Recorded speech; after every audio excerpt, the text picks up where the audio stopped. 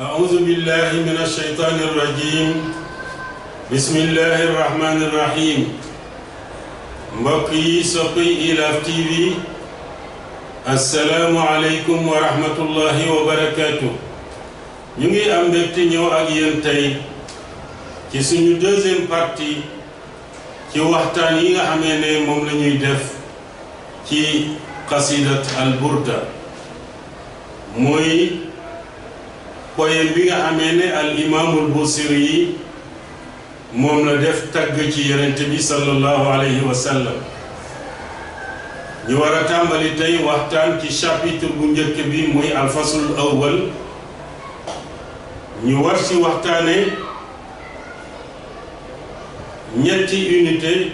de pensée waaye unité bu nekk incha allah ak waxtaanam. tey unité bu njëkk bi wahda fikriya bu njëkk bi la ñuy waxtaane tey waaye li ñuy jëkk jàng ci al imaamul busiri ci tàmbali gi mu tàmbalee qasida bi di wax ci wàllu dégg nga de cofeel bi nga xamante ne moom la am ci yonent bi sallallahu alayhi wa sallam donte le tudd ko sax directement waaye boo gëstoo rek di nga xam ne yonent bi lay waxal ak cofeel bi mu am ci moom. ñu jàng ci loolu nekkoon priorité la ci jullit mu fexe sopp yonent bi sallallahu alayhi wa sallam sopp bu wér comme niñ ko waxe woon ca waxtaan wi passé. loolu moo tax ñu gis al imaamul busiri mu tàmbalee ci wàllu cofeel ci digganteem ak yonent bi sallallahu alayhi wa sallam. unité bu njëkk bi muy ñaari bayt yi nga xamante ne ñoo jiitu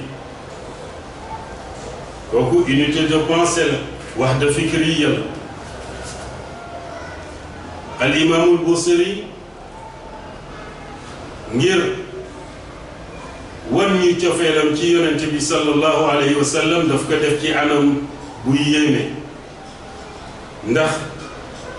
dafa def li ñuy wax monologue muy nit ki di wax ak boppam wala boobu nit ki xaaj boppam ñaar ku ci ne di wax ak moroomam. xam nga dialogue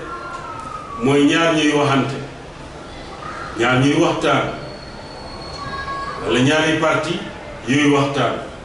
waaye buñ ne monologue la kenn la kuy wax ak boppam. al imaamul busiri noonu la def fexe ba génne ci boppam beneen personnage di wax ak moom.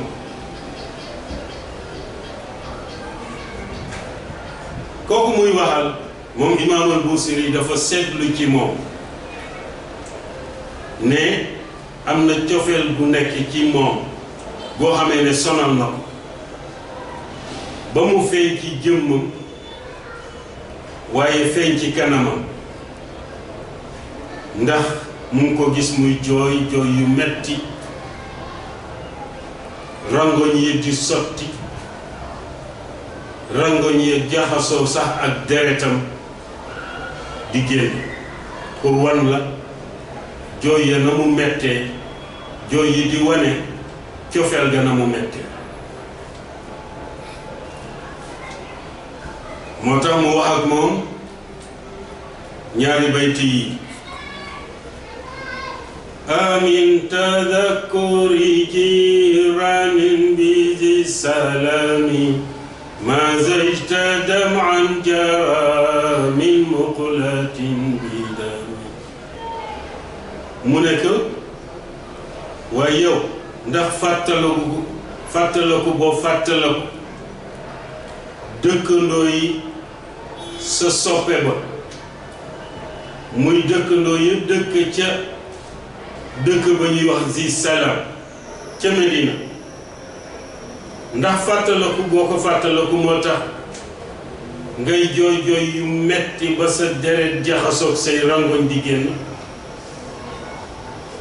am habati riixu min tilqa خيمة وأومض البرق في الظلماء من إضام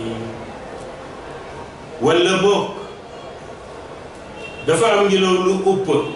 jóge ci dëkk ba ñuy wax Kaazima ca Madinatul Munawwara ngelaw loolu daf la upp ba fàttali la sa soppe ba moo tax ngay jooy